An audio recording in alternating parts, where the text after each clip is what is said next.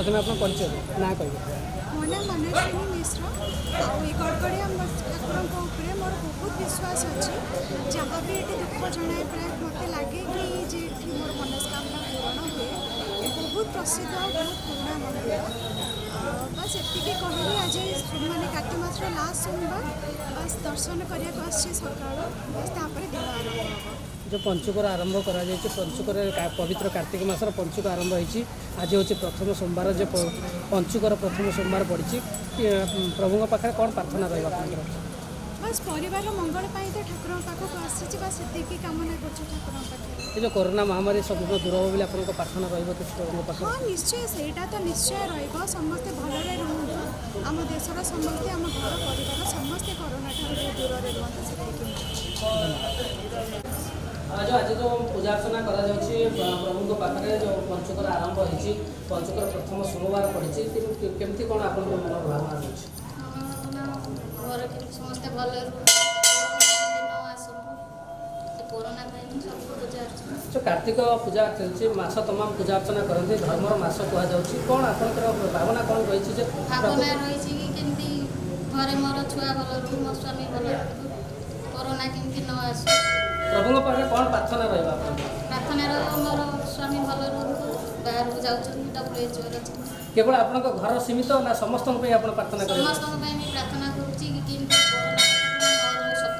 निश्चित भाव में आज जन अच्छा सहित आलोचना करा आज जो पूजा अर्चना प्रभु पाखक आसी कौन कहना चाहते प्रभु प्रार्थना कौन रहा प्रभु प्रार्थना मोर प्रार्थना ये मोर महामारी करोना समग्र देश को रक्षा करूँ एटा कार्तिक मास धर्मर मास आम मास सारा आमिष छाड़ीचु केते लोग मास सारा छाड़ी पंचुक पाठ छाड़ती तेणुक देशर मंगल हो आज तो काली बड़ ओषा अच्छी नवलसा बड़ पूजा हुए भगवान समस्त मंगल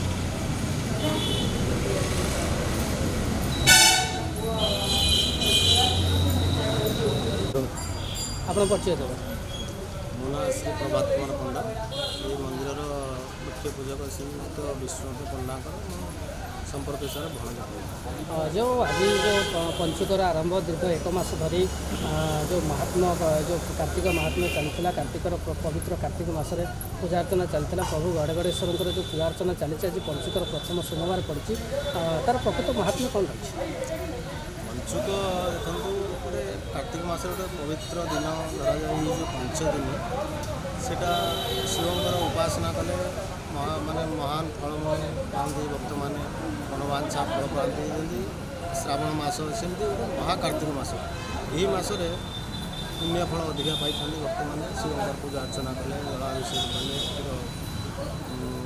स्नान कले दर्शन कले नाना प्रकार उपचार कले महान फल पाते तेणु ये जो कार्तिक मासर जो पंचुक यहाँ पंच लोकों उद्देश्य शिव जो पंचपाल पंच माने पंचानन शिव से 5टी दिवस मुख्य हिसाब से गणा यही पंचुकटी आमर कार्तिक मासरे महान दिन हिसाब से गणा जाए भक्त मैंने देखा जाऊँ गत वर्ष भाई किसी कोहल कटकणा भक्त मैंने भी देखिपार दर्शन कर प्रभु को जो कोरोना कटकणा कि रही जो पीठस्थली कोरोना जो आम गत वर्षर तो मंदिर प्राय बंद था कौन भक्त मंदिर भर प्रवेश ना पूरा कार्तिक मास पूर्णमी पर्यटन बंद था वर्ष कटकणा टे कोरोना महामारी टी अधिका प्रभाव था से सरकार तरफ निर्देशनामा हिसाब से आम जहाँ नियम मानी चलने पड़े ए वर्ष भी नियम मानी आम चलु भक्त मानू अनुरोध करुँ जे बहुत संख्यक भिड़ न करेंगे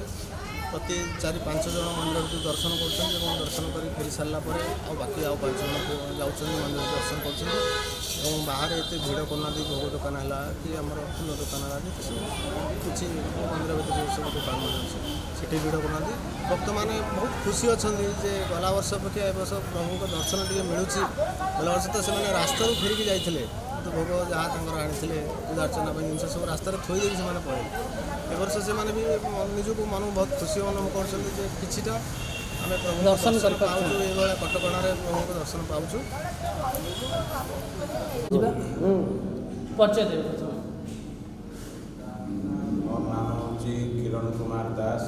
ବରଗଡ଼େଶ୍ୱର ପ୍ରମୁଖ ଆଜି ମହାଦେବ ମନ୍ଦିରରେ ପୂଜା ଅର୍ଚ୍ଚନା ହେଉଛି। ବହୁତ ଭକ୍ତ ସମାଗମ।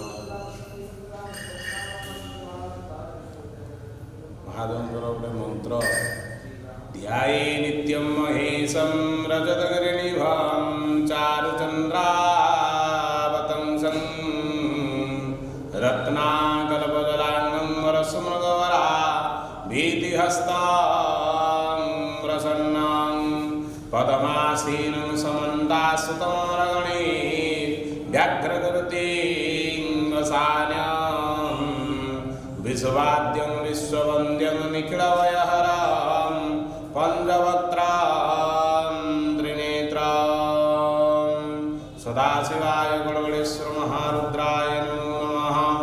ଆଜି ଯେଉଁ କାର୍ତ୍ତିକ ମାସର ଯେଉଁ ମାସେ ପର୍ଯ୍ୟନ୍ତ ବ୍ରତ ଉପାସନା କରିଥାନ୍ତି, ଆଜି ଏହି 5 ଦିନ ବହୁ ମହାତ୍ମ୍ୟ ତାର। ତେଣୁ ଲୋକମାନେ ଯେଉଁ ବ୍ରତ କରିଥାନ୍ତି ସେମାନେ ଏହି 5 ଦିନରେ ତାଙ୍କର ସମସ୍ତ ପ୍ରକାର ପୁଣ୍ୟ କରି ସିଏ ପୂର୍ଣ୍ଣିମା ଦିନ ଏ ବ୍ରତ ସମାପନ କରିଥାନ୍ତି। ତେଣୁ ଏଇ ଯେଉଁ କାର୍ତ୍ତିକ ମାସର ବହୁ ପୁଣ୍ୟ ମିଳିଥାଏ। এই ବ୍ରତ କରିଲେ ଯେଉଁମାନେ ବିଧବା ସ୍ତ୍ରୀ ଲୋକ ସେମାନେ ସବୁ ଠାକୁରଙ୍କ ପାଖରେ ବ୍ରତ ରଖି ଆମିଷ ହବିଷ ଅନ୍ନ କରିଥାନ୍ତି। ତେଣୁ ମହାଦେବଙ୍କ ପାଖରେ ପୂଜା ଅର୍ଚ୍ଚନା ହୋଇଥାଏ। ବହୁ ଲୋକ ଆସି ତାଙ୍କର ମନୋଭୀଷ୍ଟ ପୂର୍ଣ୍ଣ କରିଥାନ୍ତି। ଗଡ଼ଗଡ଼େଶ୍ୱର ଘାଟରେ ସ୍ନାନ କରି ମହାଦେବଙ୍କୁ ଦର୍ଶନ କରି ତାଙ୍କର ଘରକୁ ଚାଲି ଯାଇଥାନ୍ତି। ତେଣୁ ଏ ଯେଉଁ ପୁଣ୍ୟ ମାସରେ ପୁଣ୍ୟ ହିଁ କରିଥାନ୍ତି।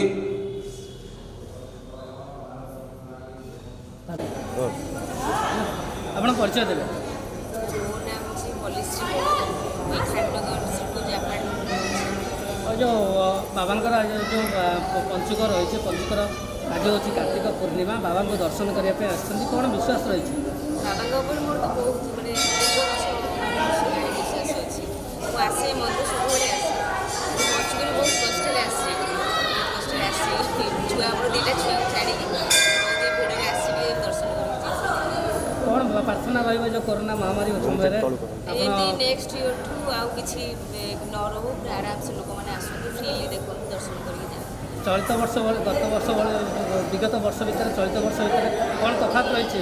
ପ୍ରଭୁଙ୍କ ଦର୍ଶନ ପାଇଁ ଆପଣଙ୍କୁ ସୁଯୋଗ ଦିଆଯାଇଛି? ଚଳିତ ବର୍ଷ ମୁଁ ଆସିନଥିଲି, କରୋନା ପାଇଁ ଆସିନଥିଲି। ଏ ବର୍ଷ ଗଭର୍ଣ୍ଣମେଣ୍ଟ ତରଫରୁ ଆପଣଙ୍କୁ ଏ ବର୍ଷ ସୁଯୋଗ ଦିଆଯାଇଛି ଦର୍ଶନ ପାଇଁ, କେମିତି ଲାଗୁଛି? ବହୁତ ଖୁସି ଲାଗୁଛି। ବାବାଙ୍କ ପାଖରେ କ'ଣ ବିଶ୍ୱାସ ଅଛି? କ'ଣ ପ୍ରାର୍ଥନା ରହିବ କରୋନା ମହାମାରୀ ପାଇଁ? ସେମିତି ନେକ୍ସଟ ଇୟର ଯେମିତି କେହି କିଛି ପ୍ରୋବ୍ଲେମ୍ ନ ହଉ, ଆରାମସେ ସମସ୍ତେ ଆସିକି ଦେଖି ଦର୍ଶନ କରି ଯାଇପାରିବେ। କ'ଣ ଅନୁଭୂତି ରହିଛି ଆପଣଙ୍କ ଜୀବନରେ ଯେ ବହୁତ ବାବାଙ୍କ ଅନୁଭୂତି ଅଛି, ମୁଁ ସେଇଟା କହିପାରିବିନି। ବହୁତ ଅନୁଭୂତି ଅଛି ବୋଲି ମୁଁ ଆସିଛି ଏଠିକି, ବହୁତ ଅଛି। ଧନ୍ୟବାଦ। ମୋ ନାଁ ସୁଖଦେବୀ ମହାନ୍ତି, ମୁଁ ପାଟୋଲ ନୂଆ ବଜାରରୁ ଆସିଛି। ଆଉ ବହୁତ ଥରେ ମନ୍ଦିରକୁ ଆସିଛି, ବେଲେଶ୍ୱର ମନ୍ଦିରକୁ ବହୁତ ଥର ଆସିଛି। ଆଜି ଯେଉଁ କାର୍ତ୍ତିକ ପୂର୍ଣ୍ଣିମା ରହିଛି, ପୂର୍ଣ୍ଣିମାରେ ଆଜି ଆସି ଦର୍ଶନ କରୁଛନ୍ତି, କେମିତି ଲାଗୁଛି ଆପଣଙ୍କୁ? ଏ ଯେଉଁ ପରିବେଶ କେମିତି ଲାଗୁଛି? ଭଲ ଲାଗୁଛି, ଆଧ୍ୟାତ୍ମିକ ପରିବେଶ ଅଛି। ସକାଳୁ ସକାଳୁ ବହୁତ ଜନସାଧାରଣ ସମସ୍ତେ ଆସିକି ପ୍ରଭୁଙ୍କର ଦର୍ଶନ କରୁଛନ୍ତି, ଆଉ ବହୁତ ଭଲ ଲାଗୁଛି। ଆଜି ଶେଷ ଦିନ ଯେହେତୁ କାର୍ତ୍ତିକ ପୂର୍ଣ୍ଣିମାରେ ଦୁଃଖ ବି ଲାଗୁଛି। ଆଉ ନିଶ୍ଚିନ୍ତ ଗୋଟେ ମାସ, ପବିତ୍ର ମାସ ଶେଷ ହୋଇଯିବ। ଶେଷ ହେଇଯାଉଛି, ଭଲ ମାନେ ଦୁଃଖ ବି ଲାଗୁଛି, ଖୁସି ବି ଲାଗୁଛି ଯେ ଏତେ ସୁନ୍ଦର ପରିବେଶ, ଆଧ୍ୟାତ୍ମିକ ପରିବେଶ। ଚଳିତ ବର୍ଷ ଗତ ବର୍ଷ ପରି ଚଳିତ ବର୍ଷ ବି କରୋନାର ପ୍ରଭାବ ରହିଛି, ସେ କେମିତି ଲାଗୁଛି ସେ ସମୟଟା? ସେଥିପାଇଁ ତ ଆମେ ଯେହେତୁ ଡଙ୍ଗା ଭସା କରିପାରୁନୁ, ଆଉ ମନ ଦୁଃଖ ତ ଲାଗୁଛି। କିଏ ଘରେ ପାଣି କୁଣ୍ଡରେ କରୁଛନ୍ତି, କିଏ ଛୋଟ ଛୋଟ ଜାଗା ପାଣି ଜାଗା କରିକି କରୁଛନ୍ତି, ଡଙ୍ଗା ଭସାଉଛନ୍ତି। କିନ୍ତୁ ଯେମିତି ଗୋଟେ ଡଙ୍ଗା ଭସା ମହାନଦୀରେ ହୁଏ, କିମ୍ବା ଆମେ ବେଲେଶ୍ୱର ପାଖରେ ବି ପାଣିରେ ଆମେ କରୁ, ଆଉ ସେଟା ତ ଆମେ କରିପାରିଲୁନି। ବହୁତ ମନ ବି ଦୁଃଖ ଲାଗୁଛି। ପ୍ରଭୁଙ୍କୁ ଡାକୁଛୁ କରୋନା ମହାମାରୀ ଜଲ୍ଦି କେମିତି ଦୂର ହେଇଯାଉ ଆମ ସଂସାରରେ। ପ୍ରଭୁଙ୍କ ପାଖରେ କ'ଣ ପ୍ରାର୍ଥନା ରହିବ ଏଇ ଯେଉଁ କରୋନା ମହାମାରୀ ପାଇଁ? ପ୍ରାର୍ଥନା ତ ରହିବ କି ଯେ କେମିତି ଜଲ୍ଦି କରୋନା ମହାମାରୀ କେମିତି ଦୂର ହେଇଯାଉ, ଆଉ ପୁଣି ଆଧ୍ୟାତ୍ମିକ ପରିବେଶ ଯେମିତି ଆମେ ଏଇଠି ମାନେ ଭୋଜି ଭାତ ପ୍ରସାଦ ସେବନ ସବୁ ହୁଏ, ଏସବୁ ସବୁ ବନ୍ଦ ହେଇଯାଇଛି। ସେଥିପାଇଁ ଟିକେ ଯେହେତୁ ଏଇଟା ଓଡ଼ିଆର ମାନେ ପ୍ରମୁଖ ପର୍ବ ବୋଲି କୁହାଯାଉଛି, ଯେ ଓଡ଼ିଆରେ ଯେଉଁ ପର୍ବ ପାଳନ କରାଯାଏ 12 ମାସରେ 13 ପର୍ବ, ତା ଭିତରୁ ଇଏ ଅନ୍ୟତମ। ତ ସେ ଯେଉଁ କାର୍ତ୍ତିକ ମାସଟି ଦିନଚର୍ଯ୍ୟା କିଭଳି ଭାବେ ରହିଥିଲା? ଦିନଚର୍ଯ୍ୟା ତ ଭୋରୁ ଭୋରୁ ଉଠିକି ଠାକୁରଙ୍କ ଘରେ ପୂଜା ହୁଏ, ମନ୍ଦିର ଯାଉ, ବୃନ୍ଦାବତୀଙ୍କ ପାଖରେ ମୁରୁଜ ପକାଉ, ଆଉ ଏଇ 5 ଦିନ ପଞ୍ଚୁକ ଦିନ ହବିଷ ଖାଇକି ରହୁ। ଆଉ ଏମିତି ତ ଚାଲିଥିଲା, ଆଉ ସାଧା ପରିବେଶ ଚାଲିଥିଲା। ଏ ଯେଉଁ କାର୍ତ୍ତିକ ମାସ କୁହାଯାଉଛି ଆମିଷ ପୁରା ନିଷେଧ କରାଯାଇଛି, କ'ଣ ପାଇଁ? ଆମିଷ ତ କୁହନ୍ତି କାର୍ତ୍ତିକ ମାସରେ ବଗ ବି ଛାଡ଼ିଦିଏ ଆମିଷ ଛାଡ଼ିଦିଏ। ଆଉ କାର୍ତ୍ତିକ ମାସରେ ଧର୍ମ ମାସ କୁହନ୍ତି, ସେଥିପାଇଁ ପିଆଜ ରସୁଣ ଆଇଁଷ ସବୁ ଛାଡ଼ନ୍ତି। ଆମେ ବି ସେଇଆ କରିକି ଆମେ ଚାଲିଛୁ ଆଉ। এই যে করোনা মহামারী পাই সম্পূর্ণ দূর হওয়া পাই যে প্রভুঙ্ প্রার্থনা রহব সারা বিশ্ববাসী পাই কোণ বার্তা রহবে আপনার? ବିଶ୍ୱବାସୀଙ୍କ ପାଖରେ ବାର୍ତ୍ତା ରହିବ କି ଯେ ସାମାଜିକ ଦୂରତା ରକ୍ଷା କରନ୍ତୁ, ମାସ୍କ ପିନ୍ଧନ୍ତୁ। ଆଉ ଆମର ତ ଯେମିତି ଦିନଚର୍ଯ୍ୟା ଯେମିତି ଚାଲିଛି ସେଟା ତ ଚାଲିବ, କେବେ ବନ୍ଦ ହେବନି। କିନ୍ତୁ ଯେଉଁଟାକୁ କହନ୍ତି ସାମାଜିକ ଦୂରତା ରକ୍ଷା କରିକି ଆମେ ଯେତିକି এই যে পবিত্র মাস রয়েছে পূর্ণিমা আজ রয়েছে কার্তিক মাসর শেষ দিন রয়েছে সারা নারী জগৎ পাই আপনার কোণ বার্তা রহব? ନାରୀ ଜଗତ ପାଇଁ ବାର୍ତ୍ତା କ'ଣ, ଯେମିତି ଧର୍ମରେ ବିଶ୍ୱାସ କରିକି ଚାଲିବା କଥା ସେମିତି ଚାଲନ୍ତୁ। ପରିବାର ପାଇଁ ଯାହା କରିପାରିବା କଥା, ଗୋଟେ ନାରୀର ଯାହା କରିବା କଥା ସେ କରନ୍ତୁ। ଧନ୍ୟବାଦ। ନୂଆବଜାରରୁ ଏତେ ସୁଦୂର ନୂଆବଜାରରୁ ଆସିଛନ୍ତି ପ୍ରଭୁଙ୍କ ପୂଜା ଅର୍ଚ୍ଚନା କରିବାକୁ ଆସିଛନ୍ତି। ଆଜି ହେଉଛି କାର୍ତ୍ତିକର ପଞ୍ଚୁକ, ପ୍ରଥମ ସୋମବାର ରହିଛି। କ'ଣ ଆପଣଙ୍କର ପ୍ରାର୍ଥନା ରହିବ ପ୍ରଭୁଙ୍କ ପାଖରେ ଯେ କରୋନା ମହାମାରୀ? ପ୍ରାର୍ଥନା କରିବୁ କି ସମସ୍ତଙ୍କର କରୋନା ଆଉ ନ ହଉ, ଆଉ ଚେର ନ ହଉ, ଆଉ ସବୁ ଲୋକ ମାନେ ନ ହଉ।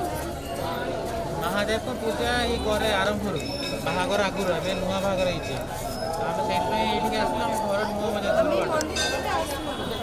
ଫାର୍ଷ୍ଟ ଟାଇମ୍ ଆସିଛୁ, ମୋ ଭାଇଙ୍କ ସହିତ ଆସେ, ସେଥିପାଇଁ ଆଜି ଆସିଛୁ। ଆଜି ପଞ୍ଚୁକର ଫାର୍ଷ୍ଟ ସୋମବାର, ଆଜି ଆସିଛୁ ମହାଦେବରୁ ଆଶୀର୍ବାଦ ନେଇକି ଯିବୁ ଆଉ। ଏ ଯେଉଁ କରୋନା ମହାମାରୀ ପାଇଁ କ'ଣ ପ୍ରାର୍ଥନା ରହିବ ପ୍ରଭୁଙ୍କ ପାଖରେ?